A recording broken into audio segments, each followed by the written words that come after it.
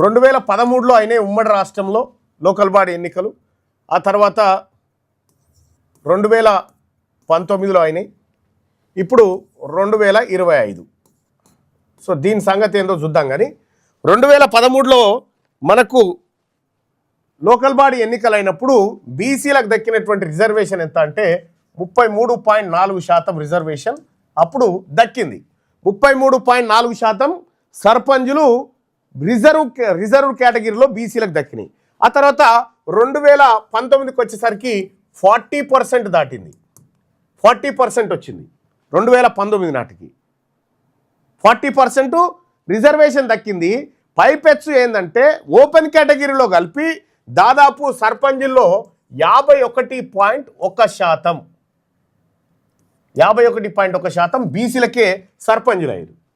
ఎంపీటీసీల విషయంలో కూడా 50.05% ఎంపీటీసీలు బీసీలు అయ్యారు. ఇది ఆల్రెడీ మనం క్రాస్ అయినాం. ఇక్కడ ఇంకా వీళ్ళు కొత్తగా ఇవ్వాల్సింది ఏం లేదు ఇందులో. ఇక్కడ ఇప్పుడు ఏం చెప్తా ఉన్నాడు ఈయన, ఆల్రెడీ మనం 50 దాటిపోయినాం కదా, దీన్ని 42% ఇస్తామని ఓ దొంగ డ్రామా. వాస్తవానికి మనకు కావాల్సింది ఇక్కడ కాదు. ఇప్పుడు రిజర్వేషన్ మనకు కావాల్సింది విద్యా ఉద్యోగాలలో కావాలి రిజర్వేషన్. విద్యా ఉద్యోగాలలో రిజర్వేషన్ వచ్చినంటే మొన్న గ్రూప్ 1 పోస్టులు దాదాపు 563 భర్తీ చేసిరు. అందులో 42% రిజర్వేషన్ దొరికినుంటే ఇలా బీసీ బిడ్డలు రేపు పొద్దుగాల కలెక్టర్లుగా ఎస్పీలుగా ఉండేటోళ్ళు.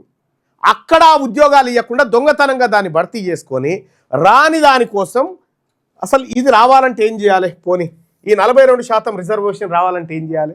కోర్టులు ఏమడుగుతా ఉన్నాయి ప్రభుత్వాలని? కోర్టులు ఏమడుగుతున్నాయి? ఏదయా లెక్కేదయా అని అంటుంది. ఇష్టమయ్యా రిజర్వేషన్ మేమేం అడ్డం కాదు, నీ సాహిత్యకమైన డేటా ఏడుందో చూపియావా అంటే ఈయన కులగణన చేస్తాడు, పేపర్లు దాచిపెడతాడు దొంగతనంగా. రేవంత్ రెడ్డి కులగణన చేసి లెక్కలు దాచిపెడతాడు. కులగణన లెక్కలు ఎవడు దాచిపెడతాడు? దొంగ దాచిపెడతాడు, భయపడేటోడు దాచిపెడతాడు. ఈ భయపడేటువంటి పిరికి ప్రభుత్వము, ఈ బీసీల లెక్క చెప్పడానికే భయపడుతున్నటువంటి ప్రభుత్వము బీసీలకు రిజర్వేషన్ ఇచ్చి బీసీలను ముందుకు తీసుకొస్తుందా?